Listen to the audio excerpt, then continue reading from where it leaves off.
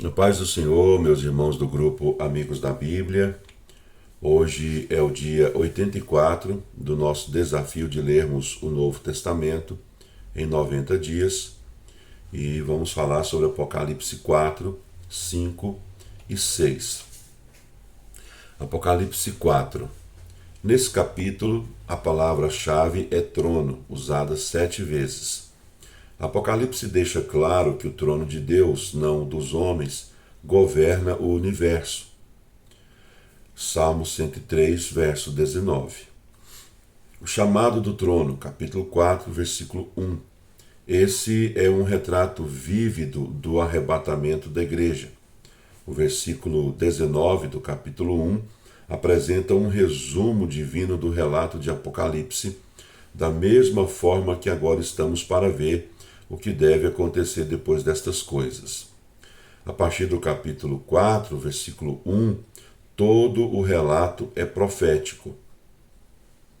Outra evidência de que a igreja não passará pelo período da tribulação é o fato de que nesse ponto João é arrebatado.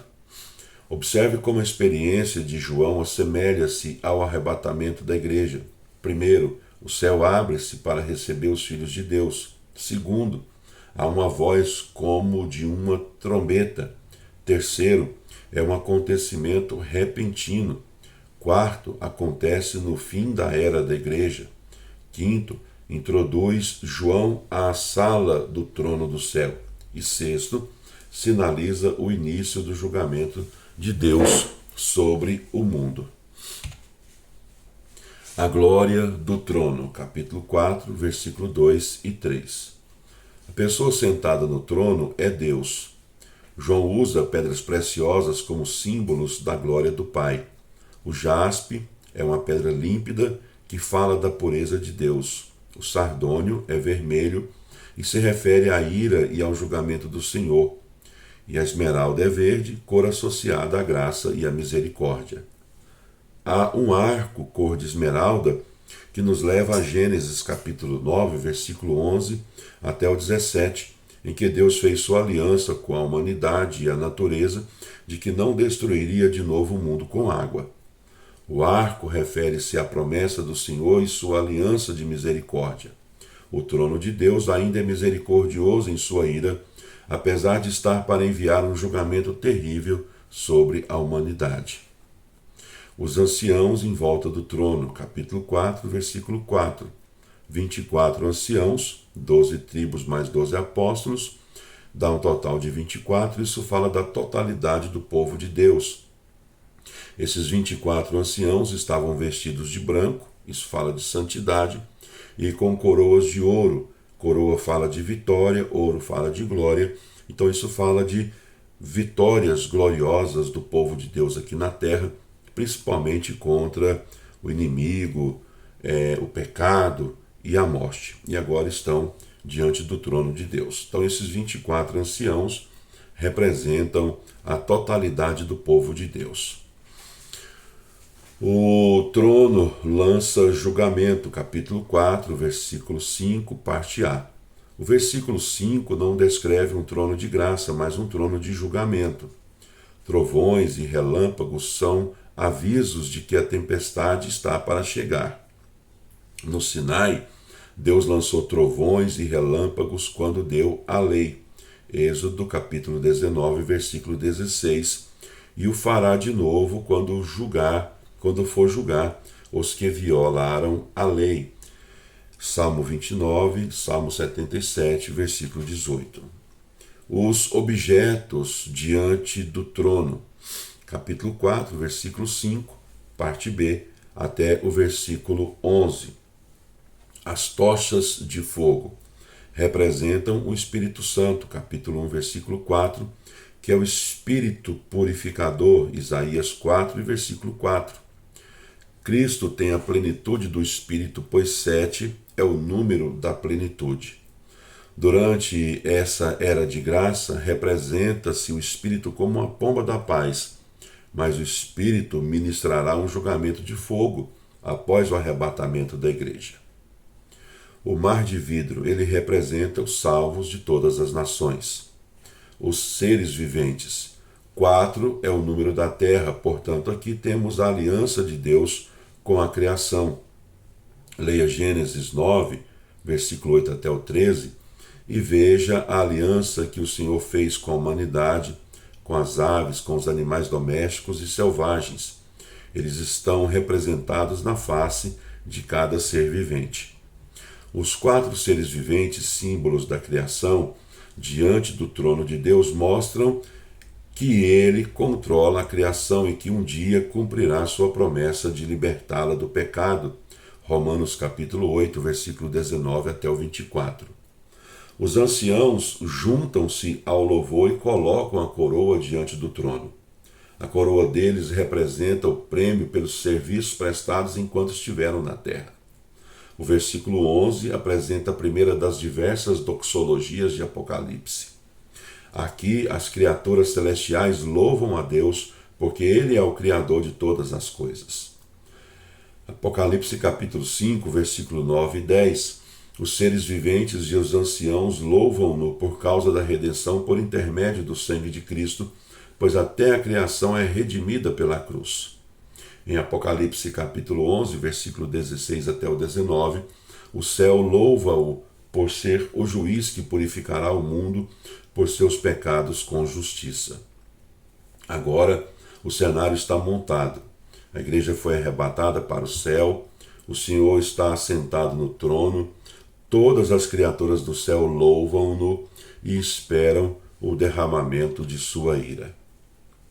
Apocalipse capítulo 5, o livro selado, capítulo 5, versículo 1 até o 5.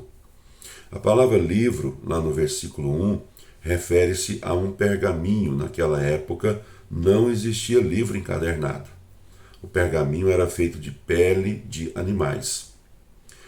O testamento romano era lacrado com 7 selos. Esse pergaminho é a determinação ou testamento que dá a Cristo o direito de reivindicar a criação em virtude de seu sacrifício. Versículo 9. Apenas o herdeiro pode abrir o testamento e Cristo é o herdeiro de todas as coisas. Hebreus capítulo 1, versículo 2. Alguns estudiosos pensam que o pergaminho contém os julgamentos relatados nos capítulos 6 até o 9. O fato do pergaminho ser escrito dos dois lados evidencia que o destino do mundo pecaminoso está selado. Nada mais pode ser acrescentado ao pergaminho. Deus deixa evidente que apenas Cristo pode redimir. Nenhum santo em glória, nenhuma pessoa sobre a terra, nenhuma alma no mundo da morte poderia pegar esse livro. Ninguém é digno para fazer isso. João chorou por várias razões. Primeira, ele ansiava por ver a criação livre da escravidão. Segunda, queria ver o cumprimento da promessa do capítulo 4, versículo 1. E terceira, sabia que nunca se cumpririam as promessas do Antigo Testamento para Israel, a menos que o livro fosse aberto. Um dos anciãos acabou com suas lágrimas ao apontar para Cristo. O leão, versículo 5, leva-nos a Gênesis capítulo 49, versículo 8 até o 10, e fala da realeza de Jesus na família de Davi. A expressão raiz de Davi refere-se à sua messianidade. Cristo é digno de abrir o livro porque venceu, capítulo 2, versículos 7, 11, 17 e 26, e conquistou, capítulo 6, versículo 2. O Cordeiro venceu, capítulo 17, versículo 14. O Cordeiro morto, capítulo 5, versículo 6 até o 10. João procurou um leão, mas viu um cordeiro. O leão e o cordeiro mostram as duas ênfases das profecias do Antigo Testamento. Cristo, como leão, conquista e reina. Como cordeiro, morre pelos pecados do mundo. Não podemos separar o sofrimento e a glória, nem a coroa e a cruz. O significado literal da palavra morto é cortado na garganta para um sacrifício. Cristo não foi apenas morto, foi oferecido como sacrifício. A morte e a ressurreição dele provam que é digno de pegar o livro e abrir os selos. Os anciãos, representantes da igreja glorificada, entoam louvores a ele e magnificam a sua morte pela redenção de toda a criação. O céu entoa cânticos que falam da cruz. As taças com incenso tipificam as orações do povo de Deus. Há centenas de anos, o povo de Deus ora pelo retorno de Cristo e pela correção dos erros do mundo. Um dia Deus responderá a essas orações. A expectativa deles é de que reinarão sobre a terra. Versículo 10.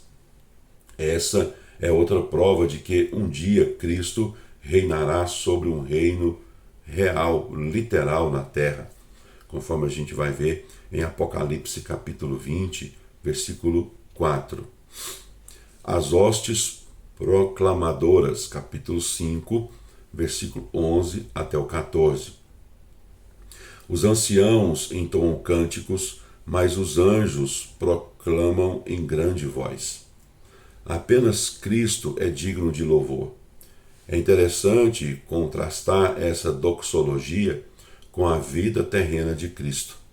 Seus inimigos disseram que ele merecia morrer, porém os anjos dizem que ele é digno de louvor. Os homens o acusaram até mesmo de trabalhar por meio do poder de Satanás. Todavia os anjos proclamam que ele é digno do poder. Ele merece todas as riquezas, apesar de ter sido feito pobre por nossa causa. Para o pecador, a palavra na cruz é loucura, mas para os anjos é sabedoria. Na terra, Jesus foi crucificado em fraqueza, mas no céu é proclamado em grande voz por seu poder.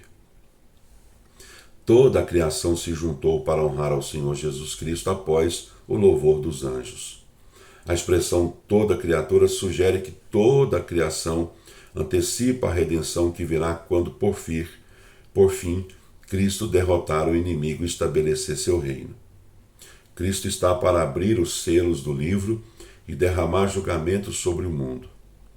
Tem em mente o propósito duplo da grande tribulação. Primeiro, punir as nações por seus pecados, principalmente pela forma como tratam Israel. Segundo, purificar Israel e preparar um remanescente crente para receber Cristo quando ele vier em glória.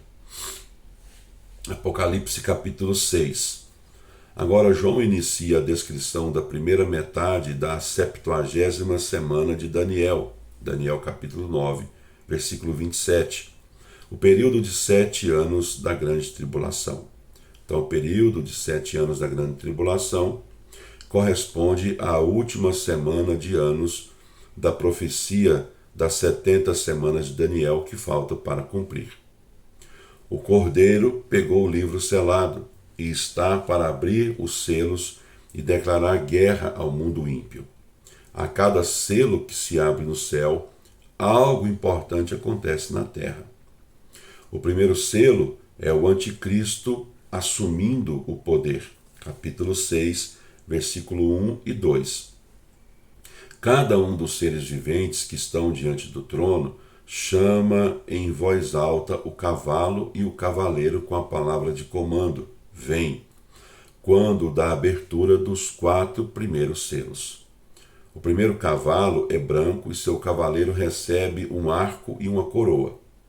Não confunda essa cena com a cena descrita em Apocalipse capítulo 19, versículo 11, em que Cristo cavalga em vitória.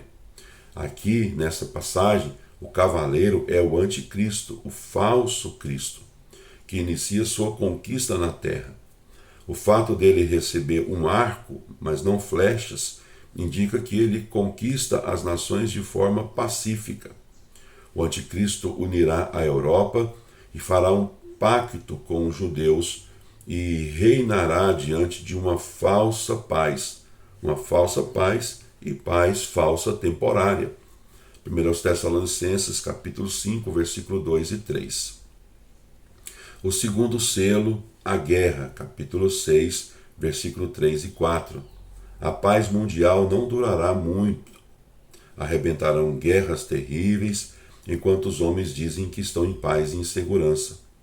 Associa-se a cor vermelha ao medo e à carnificina. Em Apocalipse temos o cavalo vermelho de guerra, capítulo 6, versículo 3 e 4, o dragão vermelho, capítulo 12, versículo 3, e a besta escarlate, capítulo 17, e o versículo 3.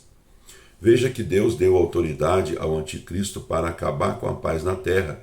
Isso faz parte do plano divino.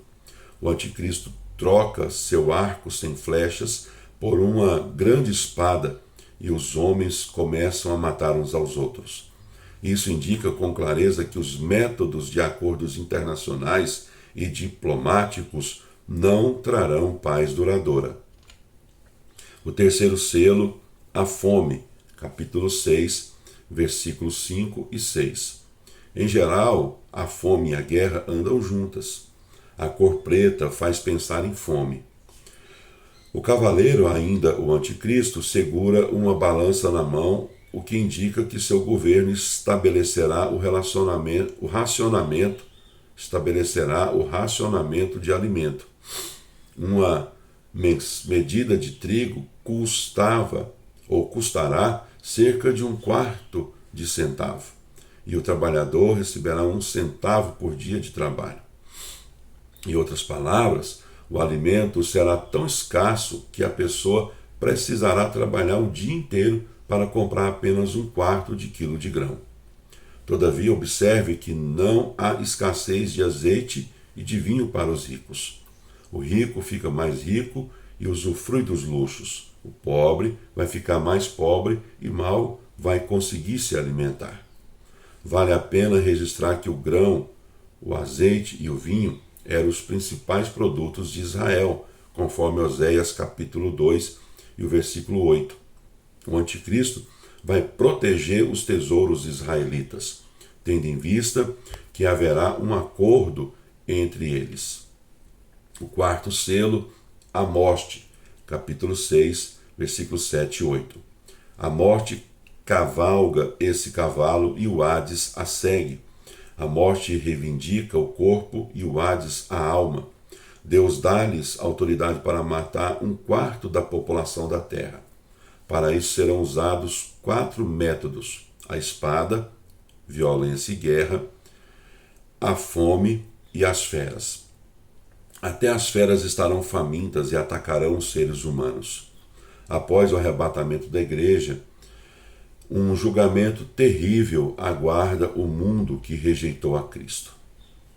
O quinto selo, os mártires, capítulo 6, versículo 9 até o 11. Os mártires, as testemunhas de Cristo, mortos no início da grande tribulação, pedem vingança, e Deus pede paciência. Não buscam vingança pessoal, mas a vindicação da santidade de Deus e o estabelecimento da justiça de Deus. A cena apresenta, debaixo do altar, as almas dos martirizados, aqueles irmãos que foram mortos porque não quiseram negar a fé em Jesus.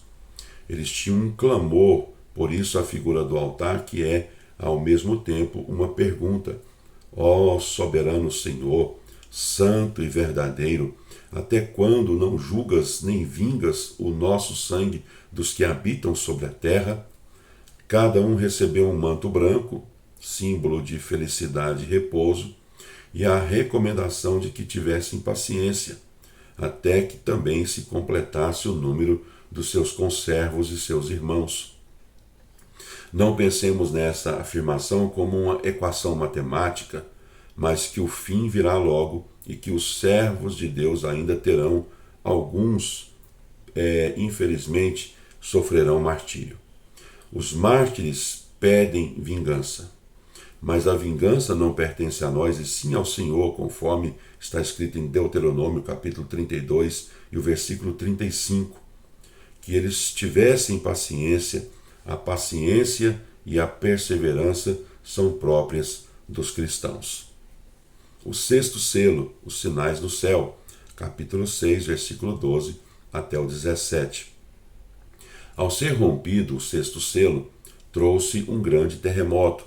Houve um eclipse solar, quando a lua se apresentou rubra como sangue. Despencaram as estrelas e o próprio firmamento foi enrolado como um cobertor.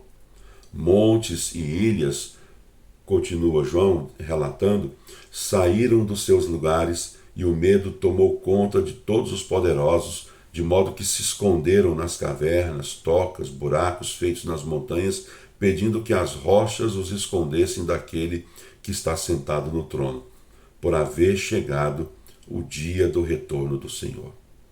A catástrofe cósmica no fim dos tempos, quando Deus visitar sua criação no dia do Senhor, a Bíblia está descrevendo de maneira semi-poética e metafórica.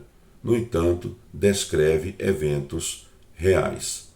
Então, embora a linguagem seja semi-poética, simbólica, metafórica, todos esses eventos são eventos que vão acontecer durante o período da grande tribulação. Eventos esses relatados no sexto selo. Termina aqui a nossa aula. Que Deus abençoe o seu dia.